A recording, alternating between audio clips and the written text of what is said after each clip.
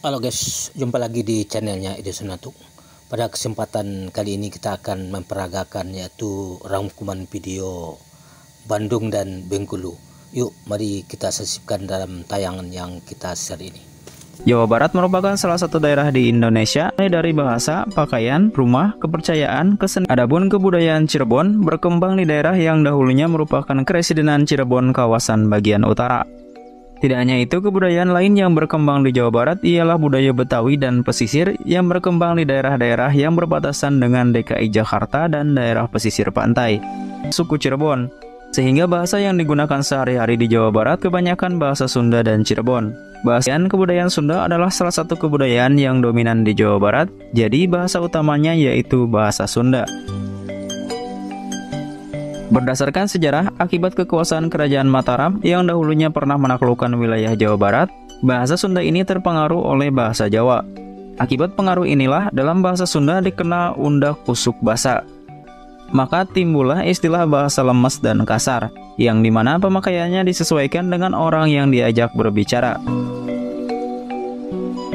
Saat ini sebagian besar masyarakat Sunda menganut agama Islam. Selain Islam, terdapat juga penganut Katolik, Kristen, Hindu, dan Buddha. Karena mayoritas masyarakat beragama Islam, maka sistem kekerabatan dan perkawinan biasanya dilakukan secara Islam. Kekerabatan masyarakat Sunda adalah bilateral atau garis keturunan ayah atau ibu. Bentuk keluarga yang terkenal adalah keluarga Bati, yaitu suami, istri, dan anak-anak. Di Sunda mengenal 7 generasi ke atas dan ke bawah.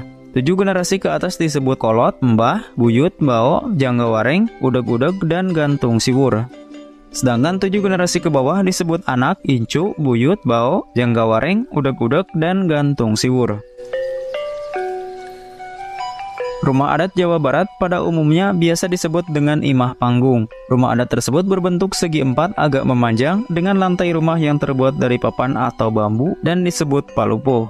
Dinding rumah terbuat dari bilik yang terbuat dari anyaman bambu dengan pola kepang atau sasag. Kerangka rumahnya terbuat dari kayu dengan penyangga tiang dari batu yang dinamakan tatapakan. Oke pemirsa, cukup sampai sini Bandung, kita menuju ke Bengkulu. Oke. Ada provinsi dengan latar belakang dan sejarah panjang.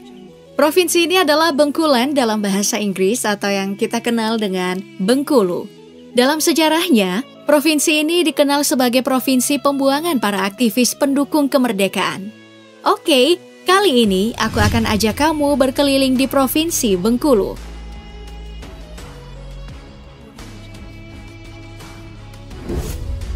Sebelum kita mulai perjalanan kita, ambo, kenda apal-apal bakso Bengkulu. Gimana? Lah elok belum? Kalau dengan bahasa ini kamu pasti tahu Bengkulu itu ada di mana. Jangan sampai ada yang nggak tahu ya. Bengkulu itu adalah provinsi yang ada di Pulau Sumatera. Letaknya di peta, ada di bagian barat daya Pulau Sumatera dan berbatasan langsung dengan Sumatera Barat, Jambi, Sumatera Selatan, dan Lampung. Ini adalah provinsi paling kecil di Sumatera karena punya luas 19.919,33 km persegi yang terdiri dari 9 kabupaten dan 1 kota.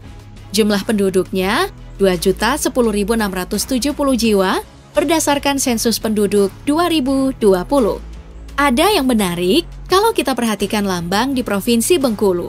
Di dalam lambang perisai, di bawah 2 rudus, senjata khas Bengkulu, ada bunga Rafflesia arnoldi.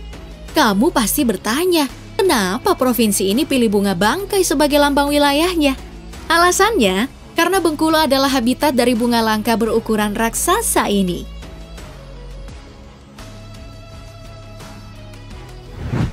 Kalau kita singgung sejarahnya, sebelum menjadi provinsi, Bengkulu adalah bagian dari Provinsi Sumatera Selatan.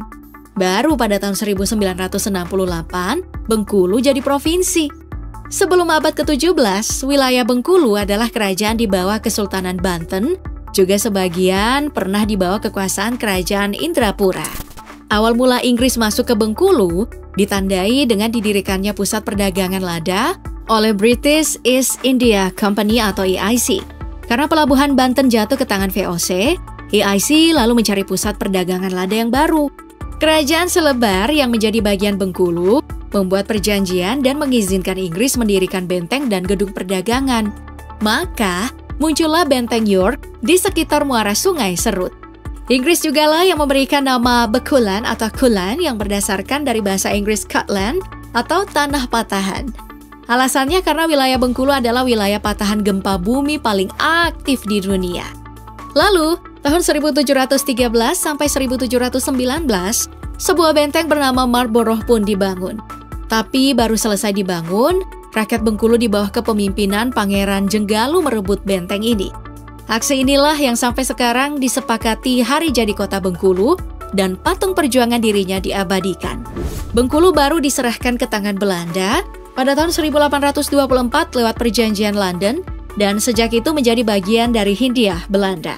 Masa penjajahan tersebut berakhir lantaran adanya perjanjian antara kerajaan Inggris dengan kerajaan Belanda. Perjanjian yang dibuat berisi tentang pertukaran kekuasaan Inggris di Bengkulu dengan kekuasaan Belanda di Melaka dan Singapura. Nama Bengkulu juga diabadikan di Singapura dan digunakan sebagai nama jalan. Pemberian nama jalan di Singapura ini berawal dari berakhirnya masa penjajahan Inggris di Bengkulu.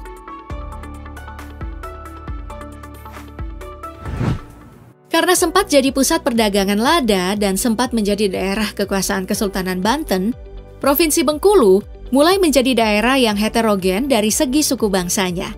Suku asli Bengkulu yang populasinya paling banyak adalah Rejang dan Serawai. Tapi, meski menjadi suku asli mayoritas di Bengkulu, suku Rejang dan Serawai kalah banyak dengan suku Jawa.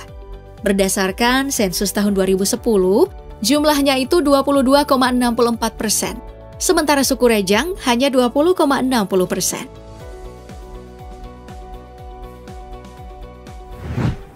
Di luar dari itu, ada ironi tentang provinsi ini. Berdasarkan laporan Badan Pusat Statistik, persentase penduduk miskin di Provinsi Bengkulu ada di urutan kedua di Sumatera. Persentasenya adalah 14,43% dan hanya kalah dari Aceh. Padahal, kalau mau dibilang, provinsi ini kaya akan hasil laut, perkebunan, rempah-rempah, dan hasil tambang. Persentase penduduk miskin di Provinsi Bengkulu didominasi kemiskinan di wilayah perkotaan. Secara makro, laju pertumbuhan ekonomi Provinsi Bengkulu dalam 10 tahun terakhir sifatnya berfluktuasi.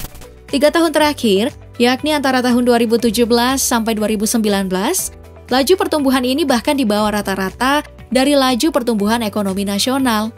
Produk domestik regional brutonya tahun 2021 berada di urutan 30, alias kelima dari bawah dengan nilai 79,58 triliun rupiah. Yang menarik untuk kita bahas juga, selain karena keanekaragaman suku dan budaya, Bengkulu juga punya banyak tempat wisata yang menarik dengan punya mitos dan sejarahnya. Beberapa kesenian Bengkulu bahkan masuk dalam warisan budaya tak benda. Salah satu yang paling terkenal adalah Festival Tabut. Festival ini digelar setiap tahun baru 1-10 Muharram pada tahun kalender Islam dengan tujuan memperingati peristiwa tragis yang menimpa Hasan dan Hussein, cucu Nabi Muhammad SAW saat di Irak. Diyakini, ritual tabut pertama kali dipentaskan di Bengkulu pada tahun 1685 oleh Syekh Burhanuddin. Dia adalah yang pertama kali menyebarkan Islam di Bengkulu, menikah dengan seorang gadis lokal, lalu keturunannya dikenal sebagai keluarga Tabut. Yang juga terkenal itu adalah Benteng Marlborough, seperti yang kusebut tadi di awal. Benteng ini dibangun oleh perusahaan Inggris di bawah kepemimpinan Gubernur Joseph Collett. Benteng Marlborough ini punya luas sekitar 44.000 meter persegi dan berdiri di atas ketinggian 18 meter. Jadi jika kamu berada di atas benteng ini, kamu bisa lihat laut yang ada di Bengkulu. Selain punya Benteng Marlborough, seperti yang aku jelaskan di awal tadi juga, sekitar tahun 1939 sampai 1942, Bengkulu dijadikan tempat pembuangan sejumlah aktivis pendukung kemerdekaan. Salah satunya adalah Soekarno. Nah, pada masa inilah Soekarno berkenalan dengan Fatmawati, istrinya yang merupakan perempuan asal Bengkulu. Jadi, kalau kamu jalan-jalan ke kota ini, sempatkan ke tempat pengasingan presiden pertama kita, Insinyur Soekarno.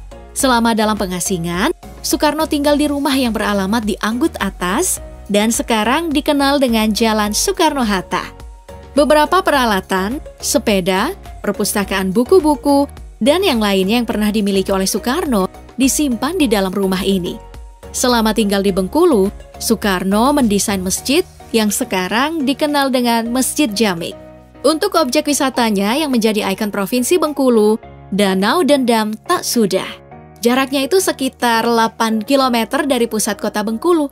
Danau ini dikelilingi dengan perbukitan kecil dengan bukit barisan sebagai latar belakangnya. Di danau ini juga jadi habitat anggrek pensil yang langka. Kalau kamu beruntung datang pas lagi musim bunga anggrek, wah, danaunya jadi tambah keren. Nah, buat kamu yang suka kulineran, harus dan wajib coba Bagar Hiu yang merupakan salah satu kuliner favorit Bung Karno ketika masa pengasingannya di Bengkulu. Kuliner ini biasanya dikonsumsi masyarakat sekitar di bulan Ramadan. Tampilan Bagar Hiu ini sekilas mirip dengan rendang daging khas Padang. Tapi untuk cari kuliner ini di Bengkulu udah susah banget. Sebagai gantinya, kamu bisa coba pendap atau ikan jenihin bakar khas Bengkulu. Oh ya pemirsa, demikianlah rangkuman video yang kita share ini. Semoga ada manfaatnya. Oh ya pemirsa, jangan lupa subscribe, like, share, dan notifikasi lonceng untuk mengetahui video-video yang kita share. Adalah Bengkulen dalam bahasa Inggris atau yang kita kenal dengan Bengkulu. Sebelum kita mulai perjalanan kita, Ambo kenda apal-apal bakso Bengkulu. Gimana? Lah elok belum? Tapi, meski menjadi suku asli mayoritas di Bengkulu, suku Rejang dan Serawai kalah banyak dengan suku Jawa.